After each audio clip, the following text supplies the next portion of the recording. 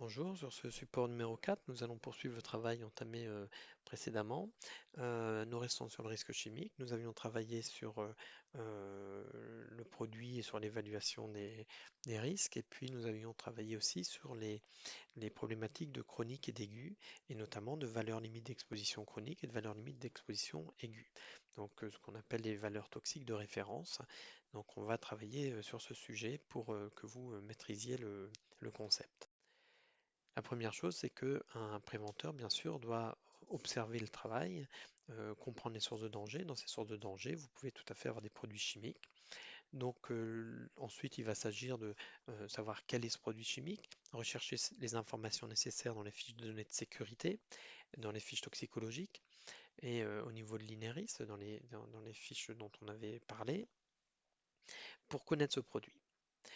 Certains de ces produits ont des valeurs limites d'exposition. Donc dans ce cadre-là, il va falloir que je fasse de la métrologie, c'est-à-dire des mesures, pour connaître l'exposition de l'opérateur et les comparer à ces valeurs limites d'exposition.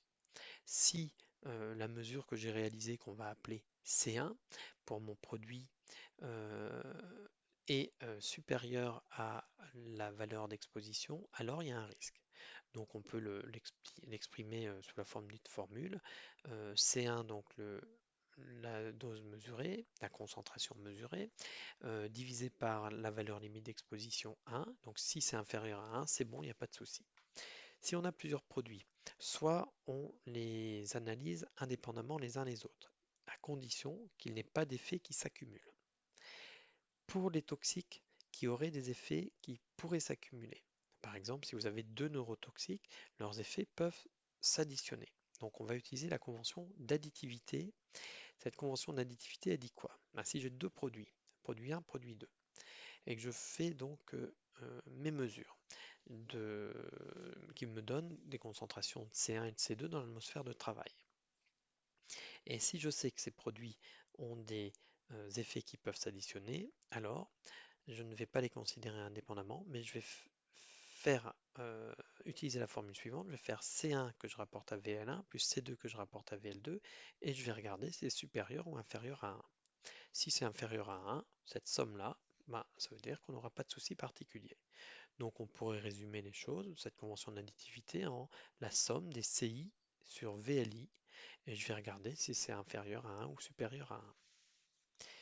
Bien sûr, il faudra faire cela pour le risque aigu et pour le risque chronique. Donc dans nos formules, on ne va pas mélanger les chiffres de mesurage de l'aigu avec le chronique et les valeurs d'exposition, valeurs limite d'exposition aiguë et chronique ensemble. Bien sûr, on ne fera figurer que l'aigu d'un côté, on obtiendra un résultat et on conclura, et puis ensuite que le chronique de l'autre, et on obtiendra un résultat et on conclura. On va tester ça. D'abord, je vous rappelle qu'on a ces deux valeurs limites. Des valeurs limites court terme qu'on appelle VLE, qu'on peut appeler aussi VLEP CT pour court terme, qui sont des valeurs plafonds qu'on n'a jamais le droit de dépasser. Les mesurages qui sont faits pour les comparer à cette VLE sont faits sur de courtes durées. Deuxième valeur que l'on a, ce sont les valeurs limites de moyenne d'exposition, que l'on va appeler les VME, ou on va les appeler aussi VLEP 8 heures. Eh bien, le mesurage que l'on va réaliser ici se fera sur des temps plus longs. Des temps qui peuvent être de 8 heures par exemple, une journée de travail, ou pourquoi pas d'une demi-journée. Alors comment on va choisir le temps? En fonction du travail. Si par exemple on a des demi-journées qui au final sont assez récurrentes, eh bien je peux tout à fait estimer que si je fais une mesure sur une demi-journée, ça sera tout à fait représentatif de l'autre demi-journée. Donc j'extrapolerai mon résultat sur les 8 heures. De la même manière, si j'ai une personne qui ne travaille que 7 heures, enfin qui travaille 7 heures par jour, euh, et comment est-ce qu'on fait pour extrapoler sur 8 heures? Ben, on va considérer qu'il y a une heure où il n'est pas exposé. Donc on fera une moyenne sur non pas 7 heures, mais sur les 8 heures. J'obtiens ce résultat de mesurage, je vais le comparer ensuite à notre VME, à notre VLEP 8 heures. Si j'ai une exposition au-dessus de cette valeur limite, alors j'ai des risques chroniques à condition que ce soit répété dans le temps, euh, plusieurs jours, plusieurs semaines, plusieurs mois, plusieurs années. Exemple, ici donc sur si vous avez le temps, en ordonnée, vous avez la concentration dans l'atmosphère du toxique. Je vous ai représenté la VLE en rouge, la VME en vert. Vous avez trois cas. Le premier cas en pointillé, vous observez qu'en fait, notre exposition dépasse régulièrement la VME, mais jamais la VLE.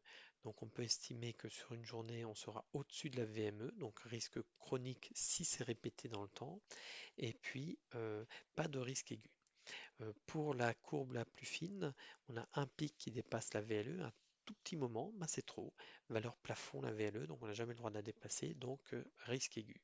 Par contre, on est en moyenne sous la VME sur nos 8 heures. Donc pas de risque, même si ça se répétait, pas de risque chronique, mais du risque aigu.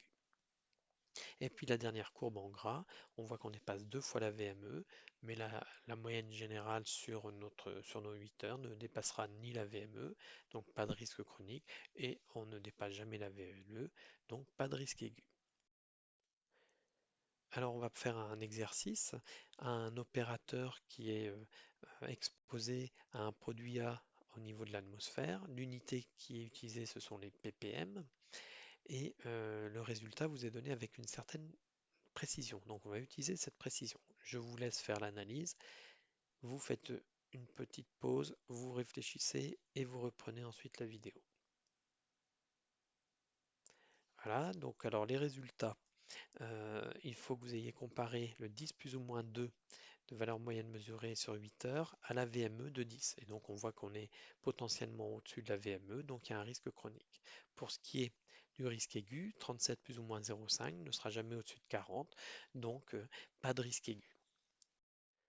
Vous ferez ce deuxième exemple tout seul de la même manière pour conclure sur le risque aigu et le risque chronique.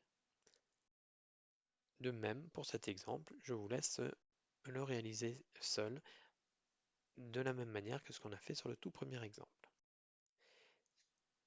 Ici, nous allons analyser un autre cas avec 4 toxiques. 4 toxiques que le préventeur a analysés et en lisant les fiches de données de sécurité et les fiches toxicologiques, il comprend qu'en fait, ces produits n'ont pas de toxicité similaire, c'est-à-dire pas d'effet similaire. Donc, il va les analyser indépendamment les uns les autres, comme vous l'avez fait sur les exercices précédents. Donc, il va faire d'abord la ligne du A, hop, il va obtenir les résultats pour l'aigu et le chronique. Pareil pour le B, le C et le D. Donc vous savez faire, eh bien faites-le. Ici, nous avons un cas différent. Nous avons 4 produits, mais 3 produits qui sont des neurotoxiques et un produit qui est un hépatotoxique. L'hépatotoxique a un effet donc indépendant des neurotoxiques ici. Donc on va le considérer seul. Donc on va s'occuper euh, de ce produit comme on s'était occupé des produits dans les exercices précédents. Donc, vous pourrez en conclure s'il y a des risques aigus ou des risques chroniques. Pour le C. Pour ABD, c'est différent. Ici, ce sont des neurotoxiques, les trois. Donc, leurs effets vont pouvoir s'accumuler, puisqu'ils vont agir sur les mêmes types de cibles. Du coup, on va les considérer non pas comme étant indépendants, mais comme étant euh, à analyser ensemble. Et on va utiliser la convention d'additivité. Donc, par exemple, pour le chronique, je vais faire quoi? Je vais prendre le produit A. Je vais comparer ma valeur de mesurage à sa VME et je vais l'additionner ensuite à la comparaison que je ferai pour le produit B de la valeur moyenne mesurée à la VME et je ferai la même chose pour le D. Donc reprenez la formule de la convention d'additivité et utilisez-la ici pour nos produits ABD et concluez sur le risque aigu. Donc petite pause, vous réfléchissez, vous faites ça et je vous donne la solution ensuite. Voilà, vous avez réalisé ce travail. Donc, ce que vous avez dû faire pour le risque chronique, pour le produit A, 12 divisé par 15, plus pour le produit B, 52 divisé par 70, plus pour le produit D, 3 divisé par 5. Si cette valeur est inférieure à 1 ou supérieure à 1, alors vous pourrez conclure s'il y a un risque chronique ou pas. Pour le risque aigu, ensuite, vous avez travaillé de la même manière. Vous avez divisé pour le produit A 37 par 40. Le produit B, vous n'en avez pas tenu compte parce qu'il n'y a pas de VLE. Et le produit B, vous l'avez donc divisé le 20 par 30, donc vous obtenez la somme de 37 sur 40 plus 20 sur 30. Vous voyez si c'est supérieur ou inférieur à 1 et vous concluez au final s'il y a un risque aigu. Dans ce tableau, petite remarque, je n'ai pas fait figurer le niveau de précision, ça nous aurait alourdi un petit peu notre travail. Bilan. Un préventeur, quand il s'intéresse au risque chimique, il va devoir d'abord analyser l'activité de travail de l'individu, observer quelles sont les sources de danger, et parmi ces sources de danger, il peut trouver une source de danger de type chimique. Pour cette source de danger chimique ou ces sources de danger chimique, il va devoir aller au niveau des fiches de données de sécurité, des fiches toxicologiques, des fiches de l'INERIS, rechercher les informations qui lui permettront de savoir quelles sont les propriétés potentiellement dangereuses de notre produit.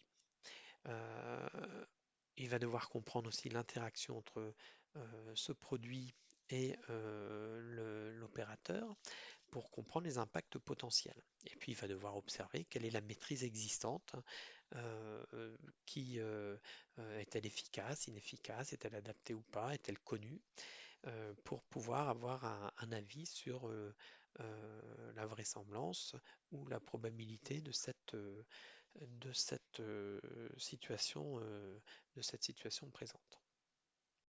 Donc au final, on a une réglementation qui va nous fournir à la fois des outils et des obligations. Pour ce qui est des outils et des obligations, on va avoir, on va avoir grâce à cette réglementation la classification des produits. On va connaître les valeurs limites chroniques et aiguës, on va savoir que l'évaluation des risques est obligatoire, et puis on va comprendre que le mesurage est obligatoire selon le cas. Alors que nous dit la réglementation au final sur l'évaluation des risques? Eh bien, alors, elle est à la charge de l'employeur. Cet employeur doit prendre en compte dans son évaluation des risques les propriétés dangereuses du produit, les informations fournies dans les FDS par le fournisseur, des renseignements complémentaires qu'il peut aller rechercher ailleurs. Il doit bien entendu bien comprendre la nature, le degré et la durée de l'exposition. On a bien compris que c'est quelque chose d'extrêmement important pour pouvoir évaluer le risque. Il doit comprendre les conditions exactes dans lesquelles se déroule l'activité. Il doit prendre en compte, si elles existent, pour le produit ou les produits incriminés, les valeurs limites d'exposition professionnelle, ainsi que les valeurs limites biologiques, dont on reparlera ultérieurement.